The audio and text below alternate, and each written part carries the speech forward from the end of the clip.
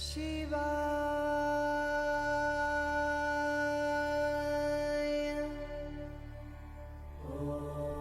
Om Shri Gurubhyo Namaha. Sutra-72.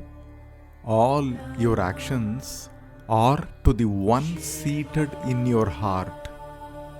Jagdipana kritaha ullasarasa ananda vijrumbanath bhavayed bharita avastam maha anandaha tataha bhavet. There is definitely a delight while eating and drinking, and when the taste buds are satisfied. Let the sadhaka dwell on this delight and be established in its fullness. In today's world, foodies are very popular. A foodie is someone who has lots of interest in food. Eating is an hobby. In fact, for many people, eating is an hobby. Foodies are those who eat for pleasure and not necessarily to satisfy their hunger. There are hundreds of food channels available in the YouTube today.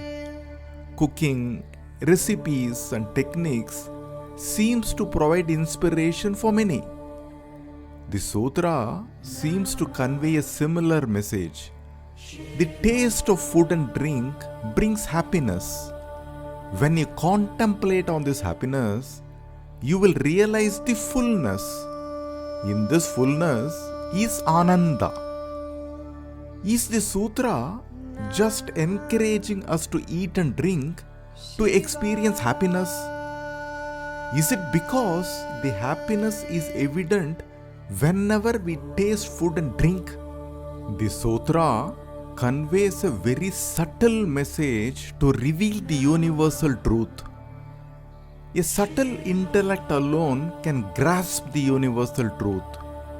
The sutra is not telling us to just dwell on the joy that arises from tasting food and drink. It is telling us to inquire into the nature of happiness. We all know the nature of a dead body. A dead body is incapable of speaking, feeling, seeing, tasting and smelling. The ability to perceive Shabda, Sparsha, Rupa, Rasa and Gandha have disappeared. Just a few hours back, the person had all the faculties functioning perfectly. He was talking, eating and drinking. He seemed to be happy. Suddenly, he felt dead. The faculties of speaking, feeling, seeing, tasting and smelling have disappeared in the person. Where did they go? Shabda, Sparsha, Rupa, Rasa and Gandha are the subtle aspects. They are the Tanmatras. The Tanmatras are the aspects of the Sukshma Shariram, the subtle body. What is the difference between a live body and a dead body? It is only about whether the Sukshma Shariram is present in it or not. The Sthula Shariram or the gross body will rot and decay if the Sukshma Shariram departs. This is the nature of the Sthula Shariram. The Sukshma Shariram is subtle. It cannot be seen by the eyes. The subtle body does not have a shape. It fills itself in the gross body and obtains a shape. The air does not have a shape. It fills itself in a balloon and obtains a shape. When a person dies, we say that the prana has departed. The prana is also subtle. It cannot be seen by the eyes. How do we know the existence of the prana? What is the proof? We can infer the presence of prana only through its functions. The prana manifests itself as 5. Prana, Apana, Vyana, Udana and Samana, and their presence can be inferred through the functions that we experience.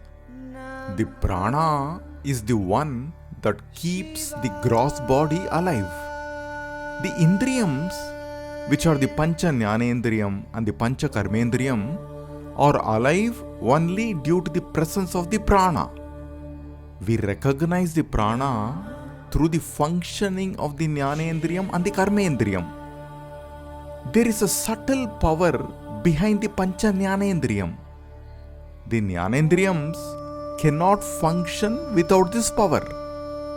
This is the power that enables the eyes to see, the ears to hear, the tongue to taste, the skin to feel, and the nose to smell. This power or the subtle Shakti is also behind the organs of action, the karmendriyam, which are the power in the hands, the legs, organs of speech, the organ of procreation, and the organ of excretion. This power manifests itself in the gross body in a physical location called golakam. The physical location of the power of the indriyams is called golakam. Every indriyam has a golakam. The indriyams act from the golakam.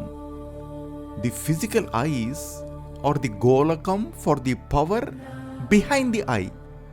The physical ears are the golakam for the power behind the ears, and so on. This power is part of the Sukshma Shariram and Golakam is part of the Sthula Shariram. Hence, when the Sukshma Shariram leaves the body, the power behind the senses go away along with it. How do we know that the powers have left the body? We know when the body is dead. When the physical body dies, the mind leaves along with the Sukshma Shariram. Death means the departure of the Sukshma Shariram. The Golakam remains in the physical body but without any power. Hence, the dead body cannot hear, it cannot taste, see and smell. The power is gone. Let us come back to the sutra now. The sutra says, the taste of food and drink brings happiness. When you contemplate on this happiness, you will realize the fullness. In this fullness is Ananda. This sutra takes an example of the power behind one Golakam, which is the taste. The taste is the faculty of the tongue. When you taste food or a drink, be aware of the power behind the taste sense organ. In the example of the taste in the sutra, we should also include the other 4 sense organs as well. We should be conscious of the power behind each of them. When you see through your physical eyes, be aware of the power behind it. When you hear through the physical ears, be aware of the power behind it. This is the subtle power. This is Sukshma. The sutra says this power will lead you to Ananda. But how? There are Pancha Golakam for the Pancha Jnanendriyam. We know now that the Indriyam is the subtle power of the Sukshma Shariram. For each of the 5 Pancha Jnanendriyam, there are objects available in the universe for enjoyment. The objects are called Vishayam. The Vishayam serves as food and drink for each of them. Hence, the Jnanendriyams go after them. For example, Rupam is the food for the eyes. Shabdam is the food for the ears. Gandham is the food for the nose, etc. For every sense organ, there is Vishayam available in the world. There are Pancha Vishayam available for the Pancha Indriyams. These results in 5 types of experiences. Hence, there are Pancha Golakam. There are Pancha Golakam, Pancha Indriyam, Pancha Vishayam and Pancha Anubhavam. Remember that we are not including Pancha Karmendriyam here and our focus is only on the Pancha Jnanendriyam. The Pancha Golakam in the gross body are like the Agni Kundam. Like the Agni Kundam we use for performing a yajna. 5 Jnanendriyams means 5 Golakam or 5 Homa Kundam in the physical body. The subtle power behind the Homa Kundam is the Agni. The Agni has the illumination. Likewise, the Pancha Indriyaha illumines the Pancha Golakam. What is offered in a Homa Kundam? We offer oblations. The Pancha Vishayaha, Shabda, Sparsha, Rupa, Rasa and Gandha are offered as oblations. We perform karma in this way. The 5 Indriyams run after the world to collect the Vishayam and offer them as oblations in the Homa Kundam called Golakam. To whom is this offering made? To the divinity that is sitting in our heart. This is the Purusha resident in our heart, in the cave of our heart, in the Dahar Akasha. This Purusha is Bhairava. The Dahar Akasha is the Golakam for the Purusha resident in our heart as the Chaitanya Swarupa. All the Pancha Indriyams are running around in the world to collect the objects and experiences, the Vishayam, only to offer in the Homa Kundam called Golakam. For whose sake is the offering made? To the Purusha, the Chaitanya Swarupam in our heart. This Purusha is seated in your own center. This is the Atma. This Atma is everywhere. But we can recognize this Atma only in the Buddhi. The Golakam for the Buddhi is the Hridayam. The power behind our Indriyams are the Devatas. The Devatas worship this Atma. They do Yajnam for the Atma.